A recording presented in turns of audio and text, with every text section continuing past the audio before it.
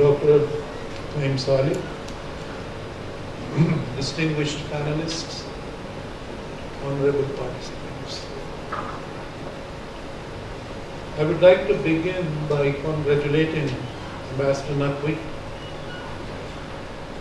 Dr. Saleh, and their team for having brought out the book Nuclear Pakistan, Seeking Security and Stability, being launched today. Dr. Inam-ul-Haque deserves special praise for having edited the book, in particular for having contributed 3 chapters to the book as well as its concluding analysis. His expertise in the nuclear field has been acquired over decades of research, official work in this area, study, and it's wide-ranging, well-established, and well-recognized in academic circles. He's a proud author of 2 books already. In his most recent book, published in 2017 by the Oxford University Press, Learning to Live with a Bomb, also provides a comprehensive and authoritative account of the evolution of Pakistan's nuclear program, its nuclear doctrine, the command and control structure, the safety and security of nuclear weapons, and export control regime, etc. All praise and thanks to you, Dr. Saleh. Since a number of experts in this area, my friend Tariq Usman Haider, Khalid Banuri, and Dr. Rabia have already spoken on the contents and the quality of the book, and I do not deem myself an expert on this issue, I will refrain from commenting on specific areas in this book. What I would like to do instead is to briefly touch on certain ongoing situations and cases, and then we'll try to see how this book addresses those situations.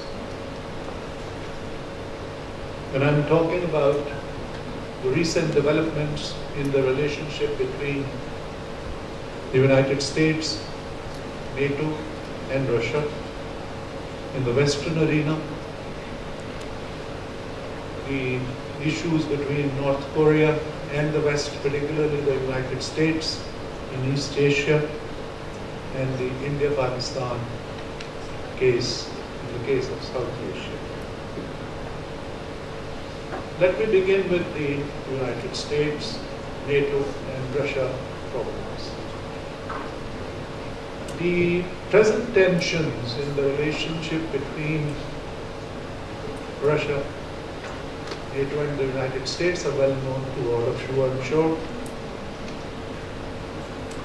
But they go back to the collapse of the Soviet Union and the humiliation that Russia was forced to face by the West in a number of areas over the decades since the collapse of the Soviet Union.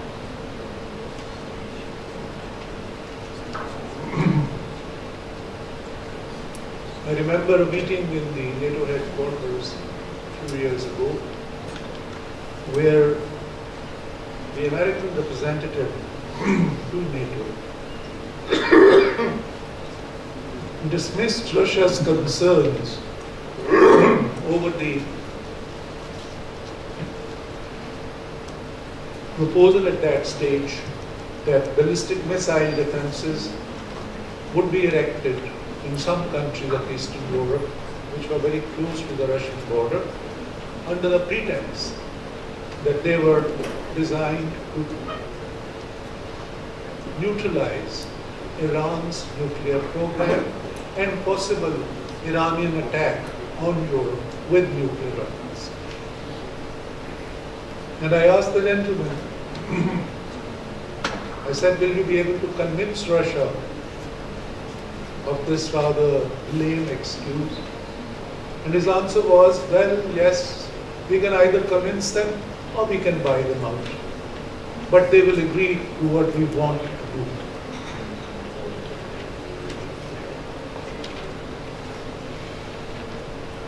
What has happened recently began with the fact that NATO was creeping ever closer to Russia's borders in violation of the promises made to Russia after its collapse. And the Russian response to the Western support for regime change in Ukraine. Russia responded by annexing Crimea, and you are aware of the ongoing conflict in eastern Ukraine in the Donbass area. The Americans, who were the prime movers behind the regime change in Russia, responded by imposing sanctions on Russia. The second major reason for the tensions which are increasing is the fact that the Russians intervened in Syria in opposition to American, European, and Arab support, training, provision of weapons, finances, etc., to the Syrian insurgency. And the last nail was probably the killing of the Russian double agent in the United Kingdom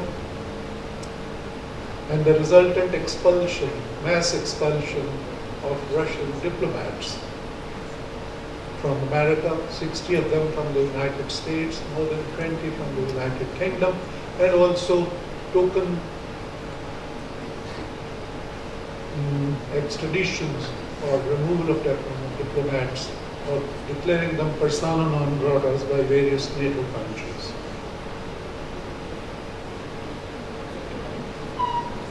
Now let's see what the recent situation has been. On 2nd February, the United States announced its nuclear posture review, which involves the developing of low-yield nuclear weapons and submarine-launched nuclear cruise missiles. And it is expected that the United States will be spending more than $1.5 trillion over 3 decades on modernizing and upgrading its nuclear arsenal. The Russian response has been Putin's announcement on the 1st of March in his so-called State of the Union message regarding the development of unstoppable or invincible nuclear weapons with nuclear-powered missiles with unlimited range, ability to dodge defenses, and staying close to the ground so that they cannot be detected by radar or attacked by missile defenses. As we know, China and Russia are already developing hypersonic light vehicles to ensure rapid delivery, maneuverability, precise targeting, and survivability against missile defense.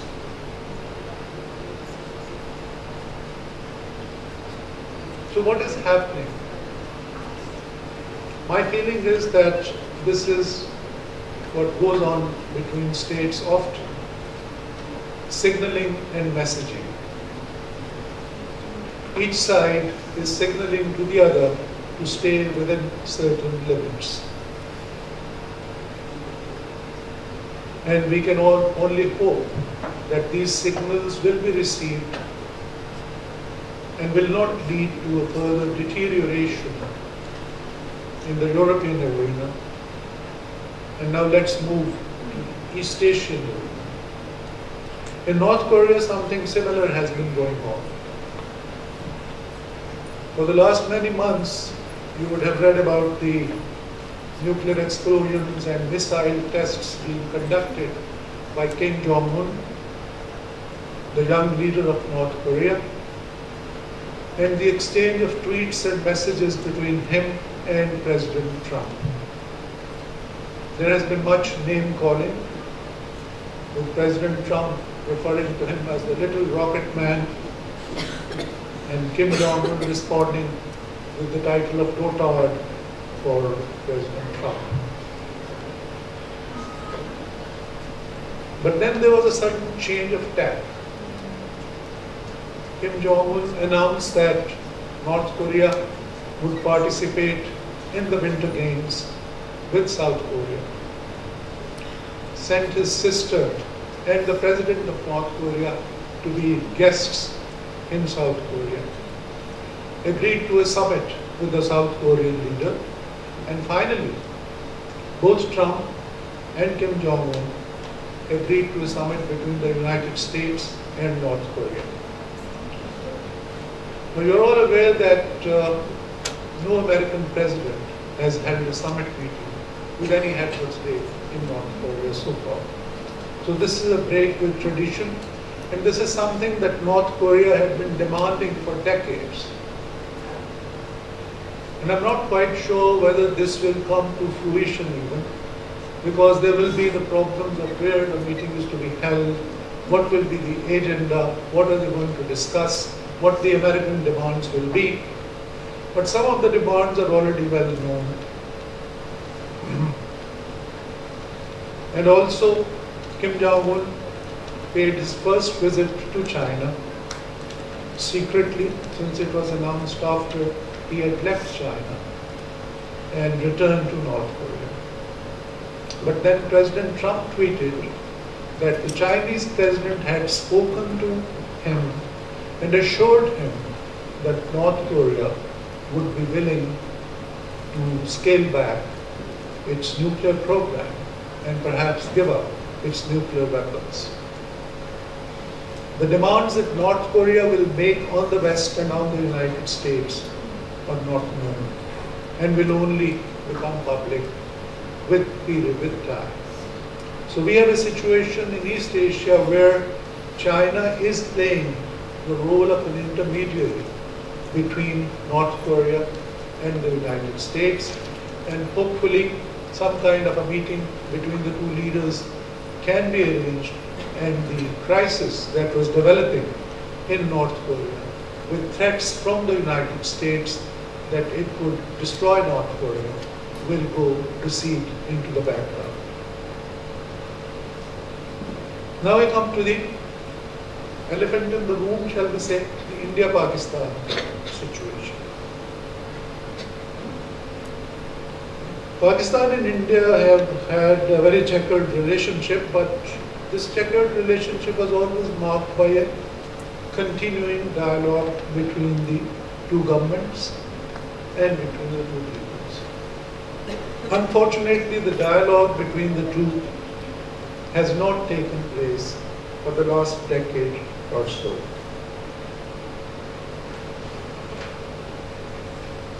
What has been happening instead is that since the advent of the BJP government, led by Prime Minister Narendra Modi,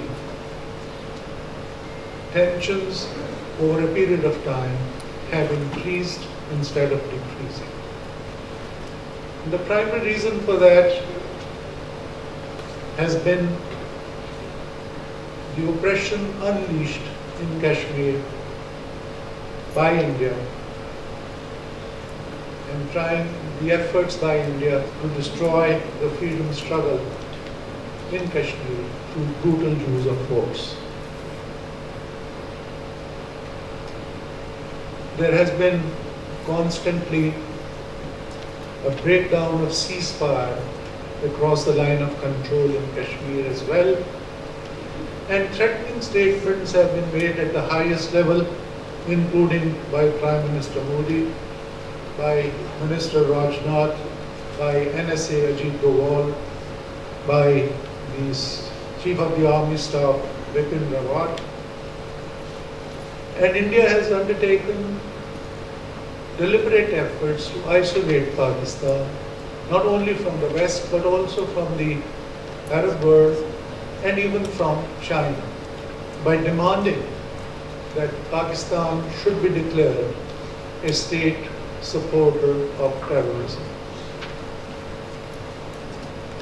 Meanwhile, India has also created internal chaos in Pakistan through acts of terrorism and helping the insurgents in Balochistan. But these are the political developments. What about the military situation and the nuclear issue? The Indians have been talking about a conventional war under a nuclear overhang.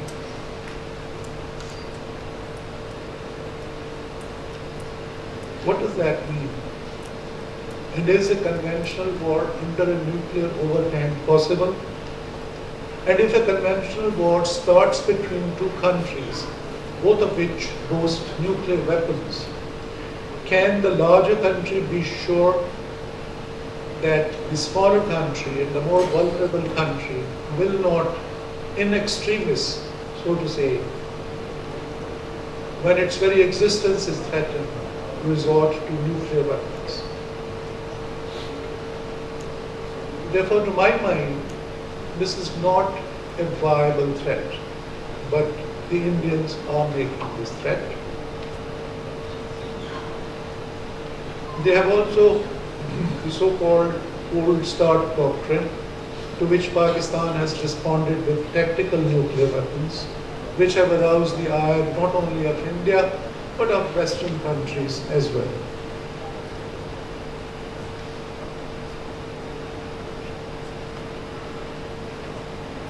What are the nuclear doctrines of the two countries? Pakistan's nuclear doctrine, of course, is minimum credible deterrence and also first use of nuclear weapons if necessary. This is not a doctrine which is limited to Pakistan. 4 of the 5 permanent members of the Security Council, namely Russia, United States, United Kingdom, and France, also have a doctrine of first use. NATO has a doctrine of first use. China is the only country, in fact, in the world which has a no first use doctrine. What is the Indian nuclear doctrine? India claims that it pursues a doctrine of no first use, but if you read it carefully, the Indian claims are not worth the paper that they are written on.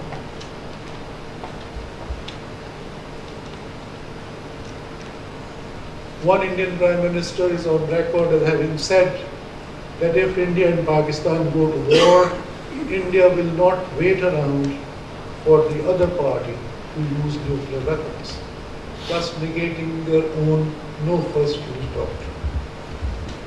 Secondly, the doctrine declares that India would use nuclear weapons in case of a chemical or a biological attack also, which means that India is prepared to be the first to use nuclear weapons, even in cases where a non-nuclear state is in conflict with India and uses chemical weapons. So the no first use doctrine goes out of the window immediately. Indian response to the Pakistani tactical or battlefield weapons has been that India would respond with massive counter-value strikes, which will inflict unacceptable damage on Pakistan.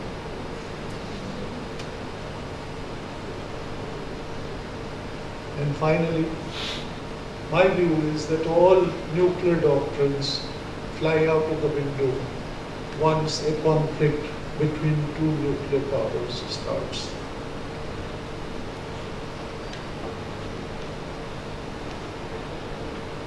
I'll briefly refer to some fake news, since that has become a very popular phrase. One fake news, of course, is, which has been accepted as a given, that Pakistan has the fastest developing nuclear weapons program in the world. I have not seen any evidence being brought to support this assertion, but many senior American writers and analysts have subscribed to this view, and this has become a mantra in international nuclear discussions that Pakistan has the fastest developing nuclear weapons program. This, to my mind, is fake news designed to put Pakistan on the defensive. The second is, and this was propounded by a professor in Great Britain, what was his name, Gary something, regarding attacks on Pakistani nuclear installations. He wrote one article giving 3 instances of attacks on Pakistani nuclear installations, which were all false. But even that has been accepted as the gospel truth, and the questions are raised about the safety and security of Pakistani nuclear program and its weapons. The 4 security summits that were held by President Obama from 2010 to 16 went some way in enabling us to present our case and to present the facts about the safety and security of Pakistan's nuclear weapons to the world.